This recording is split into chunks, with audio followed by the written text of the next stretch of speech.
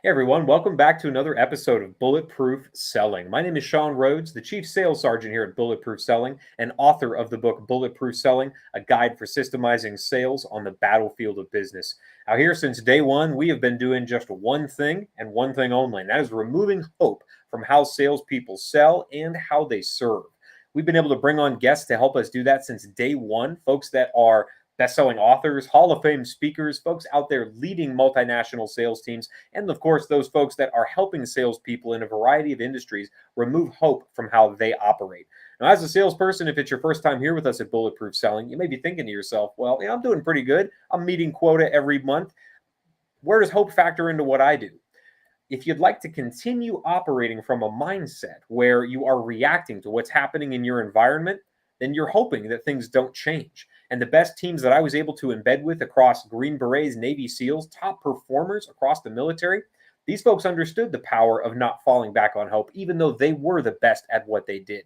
Every single mission, they're taking the time to look at where does hope factor into our plan and how do we remove it so that we can not have to worry about reacting to our environment. Because as you can imagine on a battlefield, reacting to your environment means you're not bringing those people home at the end of the mission. And in sales, not reacting to your environment, what does that mean for us? It means that you get to sell more. It means you get to serve more. So without further ado, it's my pleasure to welcome onto the show someone that's going to help us do exactly that. Someone that has a job title that we haven't come across before, which is pretty cool in the world of sales. But my pleasure to welcome to the show Mr. Donald Kelly. He's the sales evangelist and founder of Sales Evangelist Training and Consulting. So Donald, welcome, sir, to Bulletproof Selling. Oh man, thank you so much for having me. I appreciate the fact that you're letting me come in here and to share some wisdom and hearing and seeing all of the guests that you guys have had over the years and just folks that you brought in. I feel an honor to be able to be amongst them and to share some ideas today. So thank you. And you're also a fellow Floridian, so that's also a great thing to be on the show with. For sure, just like 4 hours apart. Next time we're going to do this in Yep. person. Yep, that'd be fun, man. It'd be our first, in-person live Bulletproof Selling. That'd be awesome. So, I got to hear about it, man. Sales evangelist. You're thinking like brimstone, brimstone and hellfire preacher, because that's the part of the country that I was raised in. But I know you're not that guy, dude. So walk me through the evangelist piece of what you do in sales. Yeah, so quick and simple. When I think about that title, I borrowed it from Guy Kawasaki. I had him on my show a couple of times when we talked about it. But it's just this idea, evangelize selling, like what is working. And for me, when I first started off in B2B sales, it was like a lot of things were like hidden, right? You had books that you probably could get, but you had to go to seminars, but it wasn't a resource available that I can go tap on someone. I had to get an expensive coach to make that happen. But now I was like, man, this is a technology that can allow us to do this. So I wanted to go out and evangelize, whether it was our podcast or blogs or on platforms like LinkedIn, share what's working and be able to help our field, just like you guys are doing, to make our industry so much better. So I want to go out and evangelize that. And one of the things early on, I made a lot of mistakes because I just didn't know what I was supposed to be doing, right? And when you screw up, you get some good lessons. But imagine if I had that guidance. Imagine if I had someone that could tell me that this was the right way, so to speak, to save me from my inevitable woes. It would have been fantastic. And that's what we go out and do. We evangelize. What are some of the effective methods? What's working right now? What's best strategies for B2B sellers, and bring experts in to help us do so. And that's the message. So we're out evangelizing. And so I'll jump right in with the question that we ask every guest then, because you have a lot of experience helping salespeople through this particular challenge. Where Sure. do you see folks falling back on hope in how they sell? I would say the place where salespeople are falling back on hope the most is when it comes to assuming the sale. And I know Mm, this is contrary to where a lot of us probably got information or got ideas back in the days. It's like, assume the sale, just keep going on.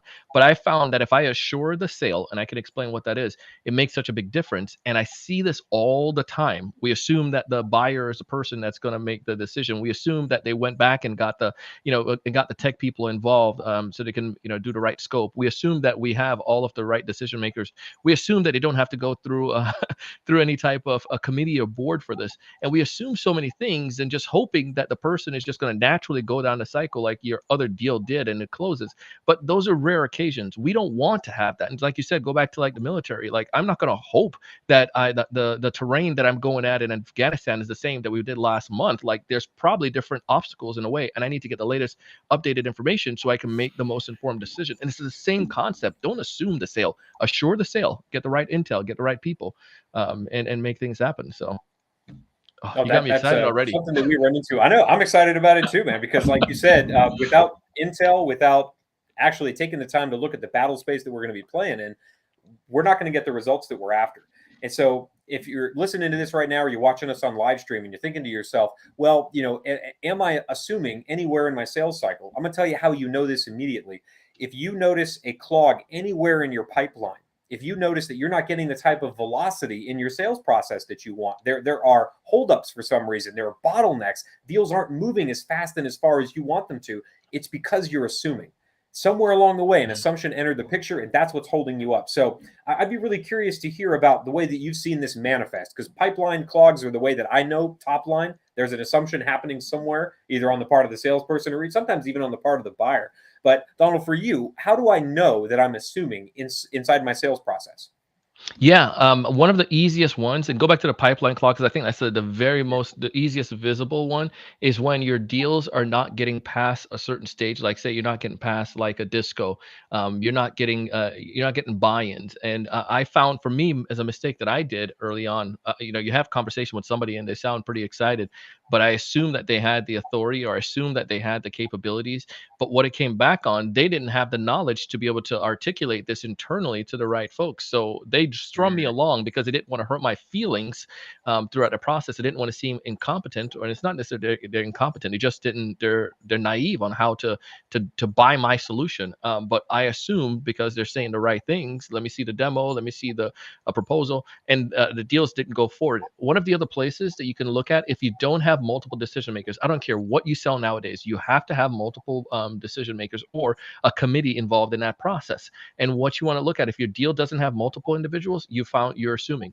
And the other thing, it's an interesting indicator. If you're not texting with your prospect, or if you don't necessarily have to text it, if you're not at a texting capability with your prospect, I guarantee there's a lot of assumption going on. Because usually what starts to happen, if I'm on a texting basis with you, that means the communication is there. We're open to chat and we have more intel. And then the other component to it, if you don't have any um, post call conversations as well. So post demo, whenever you do a demo with your champion, you should have, that post call. Like, I don't know if you did this back in the days, but in college, we sure did it. We would go on a date and then all my boys and I in the evening, we would talk about it like, oh man, hung out with XYZ tonight. It was great. I was just like chatting, what happened. That post call. Usually if you're not having that in in your sales process after your demo or after a meeting with all of the the stakeholders, where your champion can give you intel of what happened back, the off the call conversations or interactions or Slack messages that's going back and forth during the demo or during that disco. If you're not getting that type of intel, you're assuming. So those are some indicators right out the gate that I can tell you. And then if you look at, you can see the same thing across the top of the funnel as well. If you're not, and we could go into some of that, but I wrapped there for a minute, so I'd love to give some time to breathe for you. No, that was good, and all of them are true, right? If we're not having those sideline conversations throughout the sales process, if we're not debriefing our calls with the people that are going to be either our advocates or our decision makers, then we are assuming that just our brilliance, our rapport building skills are going to be enough to carry that deal forward. And while that might work some of the time, we're not in the some of the time business in sales. We're in the all the time business, especially as if we're focused on serving, which we should be. If I really want to provide the value that I know my product, service, or ideas can bring, I want to make sure that that's happening. I don't want to leave that to chance. So let's build a system around this, Donald, because it's something that we could dive right into here. I know that we're both systems thinkers, so this is going to be a lot of fun. Every system that we used in the military, from how do we assess terrain, how do we make sure we're packing the right gear for that terrain, things that we had to learn the hard way over time. Every new system meant we didn't have to hope just that much more. It trimmed hope away from how we operated. So here at Bulletproof Selling, we're all about trimming hope away from how salespeople do what they do best. So we use this acronym TRIM because, hey, why not? Another acronym in the military. that's what we live and breathe on. So the TRIM acronym, T, means the trigger.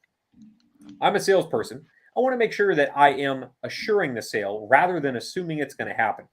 Where do I trigger this process, though?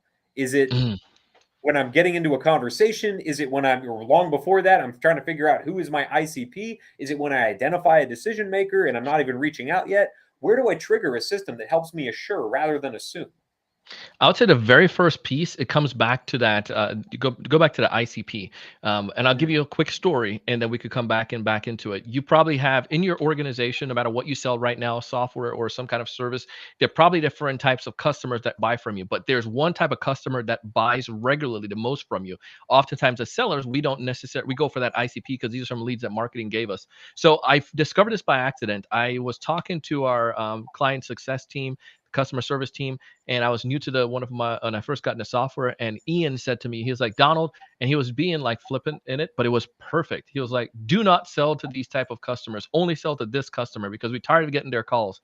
And then I was like, interesting. Talk to me more. He's like, these type of customers buy, they use the software, and they never call and complain. And I was like, fascinating. But it wasn't the ones that we were getting the leads or our company was going after all the time.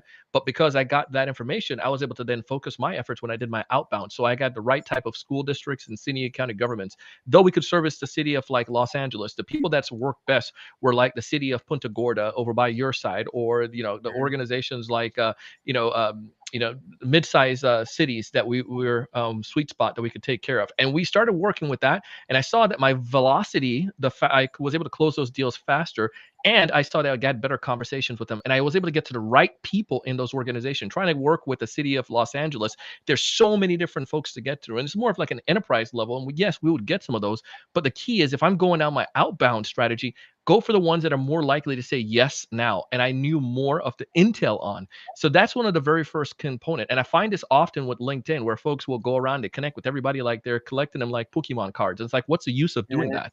Like, yes, you should connect with different individuals, but let's make sure our ICP are folks that we're connecting with. The average individual, when you look at their LinkedIn connection request or connections that they have, I promise you, and this is a fact, you can go test it and come back and you can talk to me, hit me up on LinkedIn at Donald C. Kelly. But more than often, only 25% of the people they're connected with could actually purchase from them. One more time for the Yeah. folks in the back, probably about 25% of the people they're connected with could actually purchase from them because they're connected with like colleagues and random folks, and that's totally fine. But I would say at least 50% of the people that you're connecting with who are potentially could buy from should be in your connection request should be people that could buy from you. But then this allows for when you do post content or when you engage or when you connect with other people, they see that you look like them, that you know people like them, and it increases that opportunity. So from the very, very jump, before you start doing your outreach, and the other part with that too that works so well, Sean, is like when you know that person and you know that role and you understand that size organization, now your case studies or your value proposition can really be tailored. And we have something in the company that we call in our training process called a blind side challenge. These are challenges that these individuals have, but don't even necessarily know that they have. But we get that because we talk to more of their counterparts who look just like them, exactly like them in those other industries. So from the very very jump, you need to make sure that that part, that T, so to speak, is the trigger is really focused on people that could buy from you, and go to your customer service department. They can probably give you that more so than marketing. And so if you don't have it already, do the research. Or if you're part Yeah, of a team and you don't have a marketing department, or you have a adversarial relationship with marketing, which is a lot of teams that I step into, whole another episode we could do on that and how to solve it. But the idea being, talk to your team, the people that we sell to. What are they challenged by? Because if you step into the conversation knowing that, it's going to be a lot easier for you to start assuring the sale rather than assuming it.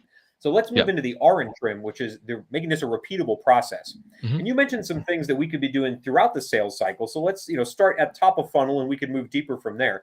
But what are the Sure. things I need to be doing throughout the sale? The kind of repeatable checklist that I can have in front of me, stuff I need to make sure I'm doing as I'm reaching out, as I'm following up, as I'm making those calls, as I'm entering this into my CRM. What are some things? And there's probably dozens of things that I know you could train a company to do. So let's focus on 5 or 6. What are those 5 or 6 things that we could do repeatedly to make sure that across every sale that we're managing, I'm assuring and not assuming the sale?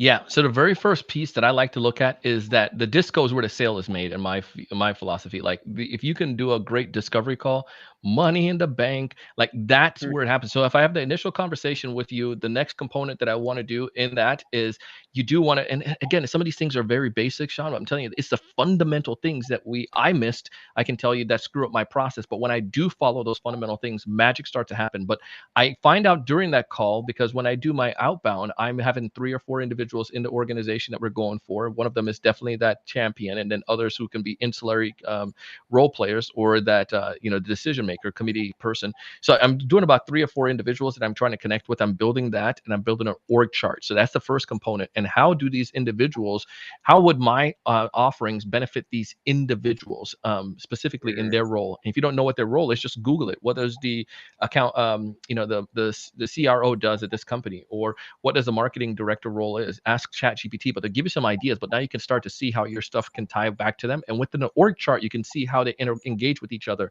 One area I want to start putting underneath that is then how would this help this individual, not necessarily help the company, but specifically how would it help if I'm going after this organization, Mary, and Mary's my champ? How will this solution implementing help Mary? And I could probably get that intel from Mary, or get that intel, and she's my champion, probably can get it from her, and also on the other people in the org chart.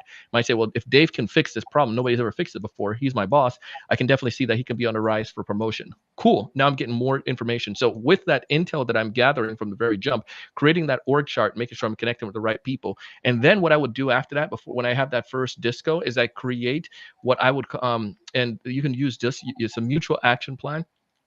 You can find people have this and use many of them, but you can use a direct sales room. And one that I use is a company called Aligned. And what Aligned does, it allows for me to be able to build, basically project manage the sale with my prospects. It literally starts amazing. From the disco, I can pull this up. And here's the other reason behind that, Sean, that helps with this as we go into that, this next category, is that 65% of human population are visual learners. 65%.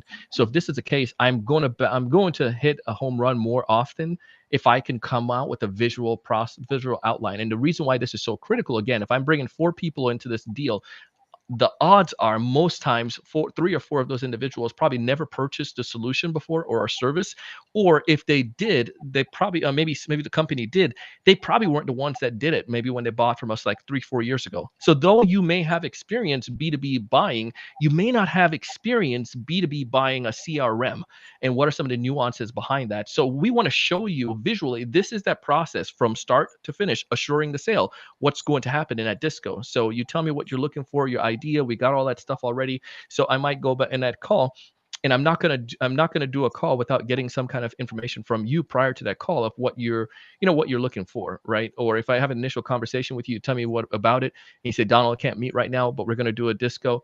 Then I would tell you, all right, who else do you want to be a part of that call to help them to see it initially, or who would be offended if you were to initiate this process and they weren't involved in it. Get those individuals, I build out my org chart, start doing that. And I can also give you intel on that. Say, I noticed that, Dave also works there. Typically we'll work with companies like yourself. The CMOs usually like to be a part of that CRM selection process. Would it be opposed if I were to invite Dave to that first disco? But again, you can do stuff like that, and you can have that on your checklist. And I'm trying to go fast to get this all done. Yeah. But but we set up like that Aligned, and now I can share my screen, and I can say, hey Dave, if I want to, this is typically what happens in a process when companies are selecting or evaluating solutions like ours. They have some criteria. Do you guys have your criteria yet for selecting? Okay, no, we'll show you some of these criteria. Then you can use some of these, or as you're preparing with the team. And then also, here's the typical process. Typically, you do this. Typically, you do this. Typically, you do this. When you guys select solution, is this the typical method that you follow, or what am I missing? Is there a way where do you need to bring accounting involved in the process typically? And you may say, I don't know. Well, don't worry. Here's some best practices, because again, I've serviced clients just like them of where that is. But I'm visually showing them so that they can know, and I put a timeline to that sucker as well. So I can say, yeah, this could take a couple of weeks. It could take a month. But we project map the darn thing. But that helps at the very, very offset. And now when we start, if even some of those role players weren't able to come into that first one, but as we start bringing other people into that conversation, everyone visually sees this process and they see what the end goal is, as opposed to thinking about it and assuming, well, Salesforce is just like HubSpot. Well, their sales process probably is totally different, but I want to show you what mine is. And I want to see what your buying process is and align that together so that we can make an informed decision and assure that. So from the jump, those are some of the checklists all the way down to where we're having the disco. And then obviously, there's different little nuances in there. When it comes to the call, like if I did my initial call with you and I want to make sure we get on texting basis, I only call direct dial. I will also just come back and say, hey, Sean, before we go, this is my, in case something comes up for our next meeting, you can text me. This is my cell phone number. Is this the best number to text you at as well? And I say specifically texting, because that allows for us to start that texting communication. So now I have you on LinkedIn, now I have you on email, and now we're texting and obviously phone. So 4 means of communication that we have prior to, before, after the discovery call, or even before the discovery call. But those things allow us to have those different lines. And then, say God forbid something comes up, I can text you, I can call you. We have a connection on LinkedIn, but I don't have one source of connection to you. And hopefully I've also connected with multiple people in an organization, so I can verify, is Sean on on leave or something or Yeah. whatnot. But this helps. So there we go. No, that's an amazing. I captured 8 steps actually, and so if you're following us online and you look for that Friday release of the written sales system, you're going to have 8 different things to do in a checklist to make sure that you are assuring the sale. Now I want to move into the other elements of this acronym, Donald, because they were important to us in the military. They're important for salespeople. The I in trim is to make sure that I'm improving this system. The way that we operated in 1776 changed a lot between the time that I was on the battlefield in 2004. So I'm curious, if I'm a salesperson and I'm looking at making sure I'm continuing to assure the sale, what do I want to do to improve this system over time? Is it, keeping up with different ways that people communicate? If they're on Slack and I can get into their Slack channel, maybe that's a way to do it. What are some things that you'd recommend that I do to improve the way I'm assuring the sale? Yeah, so one of the easiest thing is to do exactly what they're doing right now, is to listen to the podcast like this and get new ideas and fresh ideas to implement through your stuff. And you mentioned this at the top of the episode, which was really amazing. The other part to that too is if you can get some get some outside opinions. And what I mean is, not Mm, our own poop don't stink, right? So you don't look at it yourself, but maybe you can ask, like one of your a close colleague or a friend, like, hey, look at this, and this is what I've done. This is my the cadence that I'm running. This is how I adjusted it. What are you doing there differently? And then the other component to that is watch tape. So if you can listen to and watch your discos or your interactions, your sales meetings, and then you can look and see what kind of feedback I can get. Maybe you have some tools like Gong or Jimmy D, whatever it's called. Like, there's so many different ones out there. In Apollo, it gives me an idea as well where I'm talking and where the prospect's talking, and get some ideas from that. But there are many tools nowadays that can give you some insights on it. But watching a tape, or even just finding a friend, or finding somebody like yourself or like myself that could be an external coach that can look at it and run through your tape with you and say, all right, here's some what you're doing. Here's where would recommend that you make some kind of adjustment and tweak. And those are some of the things that would best help you if you're looking for the I, how we can make sure we can, quote unquote, like, innovate or to improve on that process throughout mm, time. And then the final component to that too is then I can also learn from other people. So within my team or my company Slack channel, I can ask, what are some things that you guys are finding to be able to work and to improve? And then ultimately, if you can get intel from the client. So after the deal is done, you might ask them, hey, we have a good relationship. I'm always trying to improve. Sean, you saw what we did. Is there anything that you feel our organization and I in particular could do better next time we work with a company like yourself? You might say, yeah, you guys say you're going to send me a recap email. I didn't get those until like 2 days later. I wish you got that to me mm. right at the very the set, your offset. And then you also talked about some of these. You promised some things that but I don't want to worry about those promises. I want to know what you guys have right now. I'm making stuff up, but the point is, if I Okay. can get that type of information from the source, then it helps me to not assume, but it helps me to assure, because these are the people that are buying from me and give me direct intel on what I can do better. No, that's perfect. Those are great ways to improve, and things that Yeah, are great across any area of the sales cycle, not just for assuring the sale, but just for improving in general as a salesperson. yeah, That's brilliant. The M in trim, the final element of this, systems driven people are really curious about, because the M is measuring results. mm, If I'm taking the time to do this, to operate from this checklist, to actually visually map my sales process for my prospects and every one of my discovery calls, it's going to mean I'm not just smiling for dials and banging the phone and all the things that I was doing before. So how am I going to measure results here? How do you yeah. measure your effectiveness in assuring the sale? Is it just in gross sales? Is it in pipeline velocity? What are some things I should be measuring to make sure the system is working for me? I'd probably say the best one to look at is the velocity, like the pipeline Mm, velocity. How fast am I getting through a pipeline with it? Because that's the name of the game, especially right now. Like, no matter what we're doing, like some people they're not spending money as much as they used to. So they're watching it. So if I can help deals get through a pipeline faster and safer and maintain the integrity of the deal, the size of those deals, then that's awesome. So that's one of the first measurements. Like I would look at how fast is the deal going through, and then the other thing is the size. What are the size of mm, those deals that I would look at? But those are the ones that I measure particularly is how fast I can get this deal through. Not you're rushing through the process, but I just want to make sure that we're doing that. And then also I'm a big on building effective pipeline. Right. I don't like to have like a meager pipeline because I've had made mistakes on that before.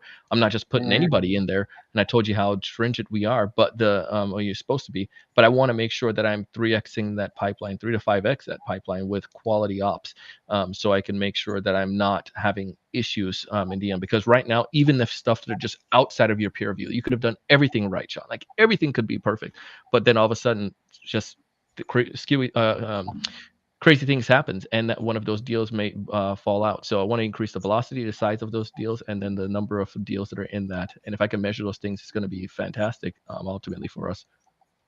Now, this is an end-to-end system on how to make sure that you are assuring the sale rather than assuming it at just about every step from ICP development through the discovery call, through what you do after the fact. So, as a salesperson, you now have a holistic way to make sure that you are actually improving pipeline velocity using measurable steps, not just hoping and assuming for the sale.